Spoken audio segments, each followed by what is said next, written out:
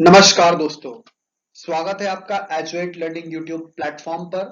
Indian polity and governance के important question series का part 5 आज मैं लेकर आया हूं। इससे पहले 4 पार्ट आ चुके हैं, जिनमें पर पार्ट में हमने 10 क्वेश्चंस कवर किए हैं। इस प्रकार आपके 40 क्वेश्चंस कवर हो गए हैं। आज फिर हम नेक्स्ट 10 क्वेश्चंस को डिस्कस करेंगे। इसके साथ ही आपके 50 क्वेश्चंस कंप्लीट हो जाएंगे। तो अगर आपने अभी तक वो पिछले 4 पार्ट्स नहीं देखे हैं, उनको जरूर देखिएगा। तो चलिए शुरू करते हैं हम आज का session. Let's get started.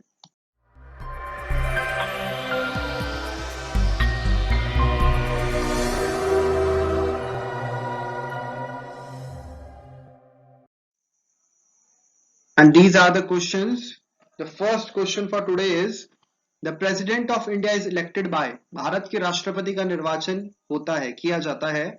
Option A only the members of Rajya Sabha, केवल राज्यसभा के सदस्यों के द्वारा। Option B only the members of Lok Sabha, केवल लोकसभा के सदस्यों के द्वारा। C only the members of state legislative assemblies and Lok Sabha, राज्य विधानसभा के सदस्यों एवं लोकसभा के सदस्यों के द्वारा। D by the elected members of Rajya Sabha, Lok Sabha and state legislative assemblies, Rajya Sabha, Lok Sabha एवं राज्य विधानसभाओं के इलेक्टेड यानी चयनित सदस्यों के द्वारा। तो ऑप्शन यहाँ पे करेक्ट है। आंसर जो होगा हमारा option number D. Option D correct है, क्योंकि राष्ट्रपति के चुनाव में इलेक्टेड मेंबर्स पार्टिसिपेट करते हैं पार्लियामेंट के और स्टेट लेजिस्लेटिव असेंबलीज के। तो सबसे पहली चीज हमें जो ध्यान रखनी है वो elected members, nominated members participate नहीं करते हैं। Elected members of Rajya Sabha, Lok Sabha यानी पार्लियामेंट हो गया, ठीक है ना, क्योंकि पार्लियामेंट के 2 हाउस हैं, लोकसभा एवं राज्यसभा। तो वहां के सदस्य चयनित सदस्य और राज्य विधानसभाओं के चयनित सदस्य, यानी कि इसमें जो है नॉमिनेटेड मेंबर्स पार्टिसिपेट नहीं करते। और साथ ही साथ ये भी ध्यान रखना है हमें, स्टेट लेजिस्लेटिव काउंसिल यानी राज्य विधान मंडल, राज्य विधान परिषद जिन भी राज्यों में है वहां के सदस्य इसमें पार्टिसिपेट नहीं करते। ठीक है, तो केवल राज्यसभा, लोकसभा और राज्य विधानसभाओं के चयनित सदस्य इसमें पार्टिसिपेट करते हैं। नेक्स्ट क्वेश्चन है, minimum number of electors needed to be proposal of the presidential candidate is. राष्ट्रपति के चुनाव में जो व्यक्ति उम्मीदवार होता है उसके लिए जो न्यूनतम मिनिमम नंबर ऑफ जो प्रपोजर है, प्रस्तावक, वो कितने होने चाहिए। Option A 10 electors, B 20 electors, C 50 electors, D 70 electors, and the correct answer is option number C 50 electors। कम से कम 50 प्रस्तावक एवं 50 अनुमोदक। और वो सब कहां से होने चाहिए, जिन लोगों ने वोटिंग करनी है, जो इलेक्टोरल कॉलेज है उसमें से 50 प्रस्तावक, ठीक है ना, और 50 अनुमोदक जो है उसके लिए राष्ट्रपति चुनाव के जो व्यक्ति नॉमिनेशन कर रहा है उसमें होने चाहिए, याद रखिएगा, उनके समर्थन में। नेक्स्ट क्वेश्चन है, to uphold and protect the sovereignty, unity and integrity of India is a provision under in the, जो भारत की संप्रभुता, एकता और अखंडता को अपहोल्ड और प्रोटेक्ट करना, ये जो प्रावधान है किस में है, हमें कहां देखने को मिलता है, इस तरह की बात कहां पे लिखी गई है। Option A preamble, option B fundamental duties यानी कि प्रस्तावना हो गया ऑप्शन ए, बी हो गया फंडामेंटल ड्यूटीज यानी कि मौलिक कर्तव्य, सी मौलिक अधिकार फंडामेंटल राइट्स, डी डीपीएसपी यानी कि राज्य के नीति निर्देशक तत्व। तो ये हमें देखने को कहां पे मिलता है, the correct answer is option number B fundamental duties. Fundamental duties as we all know, क्योंकि ये ओरिजिनल कॉन्स्टिट्यूशन में हमें नहीं देखने को मिलती है। फंडामेंटल ड्यूटी को कब ऐड किया गया था, बाय 42nd कॉन्स्टिट्यूशन अमेंडमेंट 1976 के द्वारा जो है 10 फंडामेंटल ड्यूटीज जोड़ी गई थी भारत के संविधान में पार्ट 4A में। इसके बाद जो आपकी एक और फंडामेंटल ड्यूटी जोड़ी गई, वो जोड़ी गई थी बाय 86th कॉन्स्टिट्यूशन अमेंडमेंट, ठीक है, और उसमें जो है आपका 11वीं फंडामेंटल ड्यूटी जोड़ी गई। इसके द्वारा टोटल जो फंडामेंटल ड्यूटीज है आज के समय में उनकी संख्या है 11। तो याद रखेंगे हम इसको, और ये पार्ट 4A में एग्जिस्ट करते हैं। अब प्रश्न ये है कि ये किस में जो है सोवरेनिटी, यूनिटी और इंटीग्रिटी की बात की गई है, तो फंडामेंटल ड्यूटीज में ही इसकी बात की गई है, याद रखिएगा इसको भी, ठीक है। तो यहां पर ये चीजें कंप्लीट हो गई। नेक्स्ट क्वेश्चन है, under the constitution of India which one of the following is not a fundamental duty. भारतीय संविधान के अंतर्गत निम्नलिखित में से कौन सा मौलिक कर्तव्य नहीं है? ऑप्शन ए है to vote in public elections, यानी कि जो लोग चुनाव होते हैं उनमें वोट करना। Option B to develop scientific temper यानी कि जो वैज्ञानिक दृष्टिकोण है उसका विकास करना।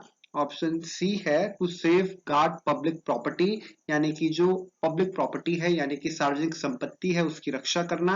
Option D to abide by the constitution and respect its ideals, यानी संविधान और उसके जो आइडियल्स हैं उसका रिस्पेक्ट करना, उसको अबाइड करना।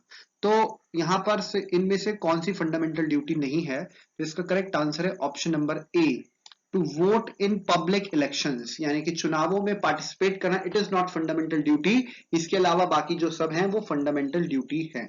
ठीक है, नेक्स्ट क्वेश्चन है द डायरेक्टिव प्रिंसिपल्स आर, जो मौलिक आपके जो डीपीएसपी हैं डायरेक्टिव प्रिंसिपल्स यानी कि राज्य के नीति निर्देशक तत्व किस प्रकार के हैं? Are they justifiable? Option A B flexible, C rigid, D non justifiable. Justifiable अर्थात कि क्या इनको न्यायालय में चुनौती दी जा सकती है? ठीक है, तो यहाँ पे जो करेक्ट आंसर है that is option number D non justifiable. देखिए मौलिक अधिकार तो जस्टिफिएबल हैं, लेकिन मौलिक जो ये डीपीएसपी है वो जस्टिफिएबल नहीं है।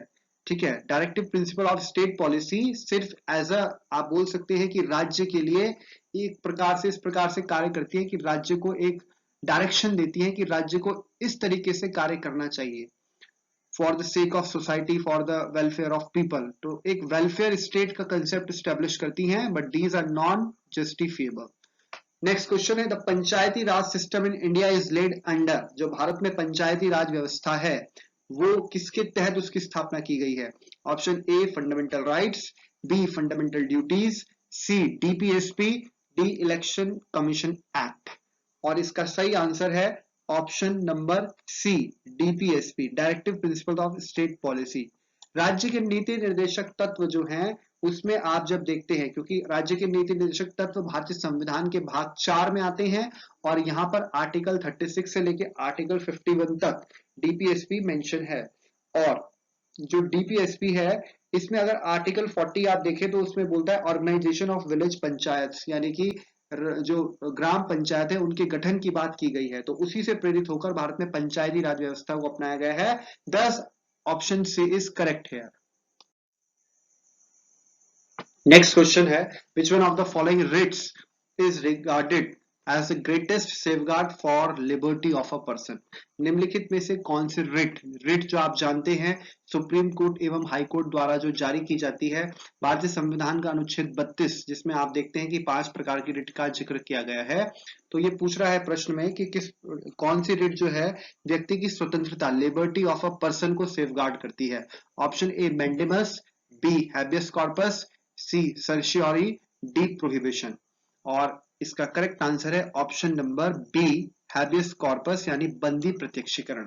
सबसे ज्यादा जो इस्तेमाल की जाती है, सबसे ज्यादा जो रिट चलती है वो हैबियस कॉर्पस है और इसका मतलब क्या है? बंदी प्रत्यक्षीकरण, यानी कि ये जो व्यक्ति है उसकी लिबर्टी को सेफगार्ड करती है।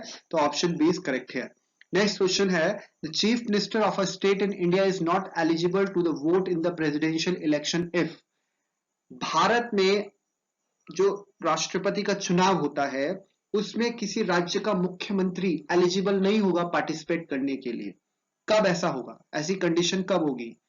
Option A he is a candidate, अगर वो खुद राष्ट्रपति के चुनाव में भागीदारी कर रहा है, यानी किसी राज्य का मुख्यमंत्री जो है वो राष्ट्रपति के चुनाव में राष्ट्रपति के चुनाव की उम्मीदवारी कर रहा है, उसका चुनाव जो है लड़ने जा रहा है, या तो ये स्थिति है।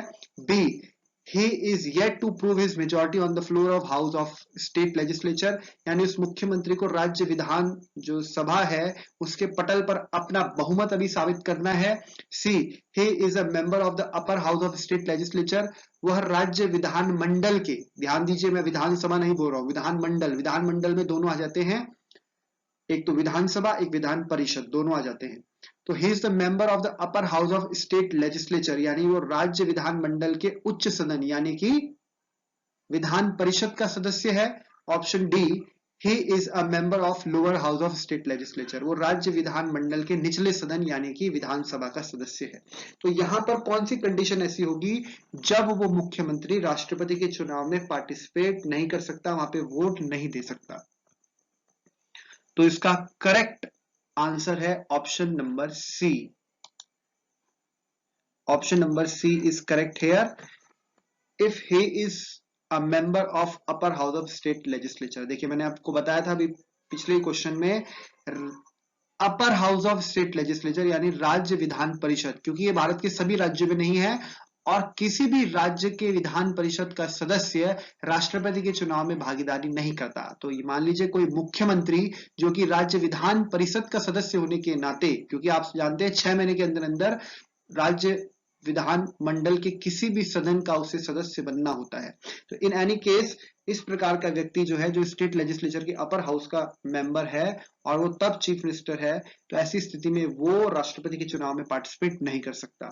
नेक्स्ट क्वेश्चन है the joint sitting of the house of people and the council of state is summoned by. जो संयुक्त बैठक होती है लोकसभा और राज्यसभा की, उसको कौन समन करता है? Option A speaker of Lok Sabha, B chairman of Rajya Sabha, C parliament, D the president. And the correct answer is option number D, the president. ध्यान दीजिए यहां पे पूछा है समन कौन करता है, कौन उसको बुलाता है। प्रिसाइड भले ही स्पीकर ऑफ लोकसभा करते हैं, लेकिन यहाँ पे समन जो होता है वो कौन करता है? President of India. Under article 108, 108वां जो अनुच्छेद है, जब ऐसी स्थिति होती है कि दोनों सदनों के बीच में डेडलॉक हो, यानी कि दोनों सदनों के बीच में आप किसी बात को लेकर जो है वो डेडलॉक लग जाए, एक सहमति न बन पा रही हो, तब जो है संयुक्त बैठक बुलाई जाती है, joint session by the president of India. तो याद रखिएगा option D is correct answer of this question है। और ये आज का अंतिम प्रश्न है आपका। प्रश्न कथन एवं कारक वाला है, ध्यान से देखिए जरा।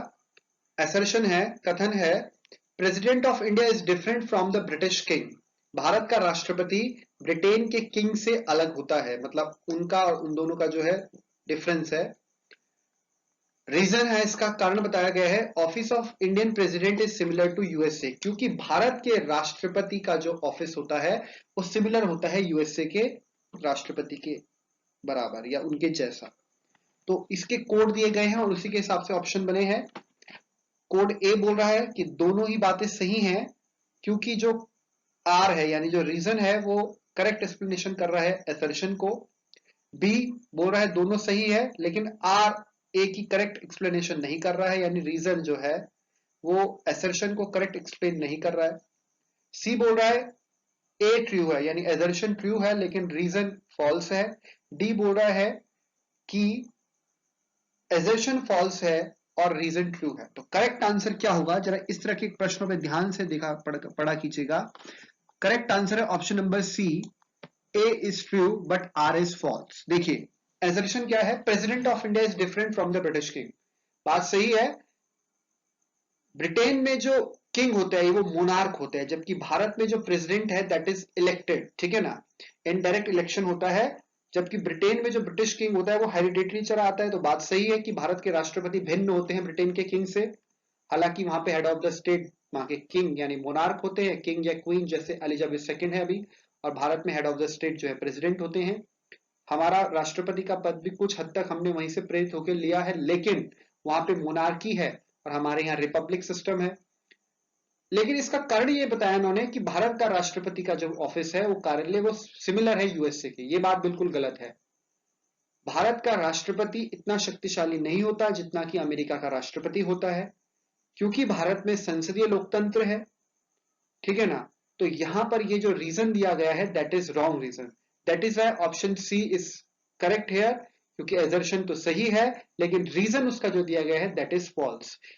तो इसका आंसर ऑप्शन सी यहाँ पे करेक्ट है। इसी के साथ आपके 50 क्वेश्चंस कंप्लीट हो गए, आज के 10 क्वेश्चंस मिला के, ठीक है ना, टोटल 50 क्वेश्चंस अब तक कंप्लीट हो गए। तो आज का सेशन यहीं पे कंप्लीट होता है, मिलते हैं आपको नेक्स्ट सेशन में। Till then goodbye, take care, keep learning.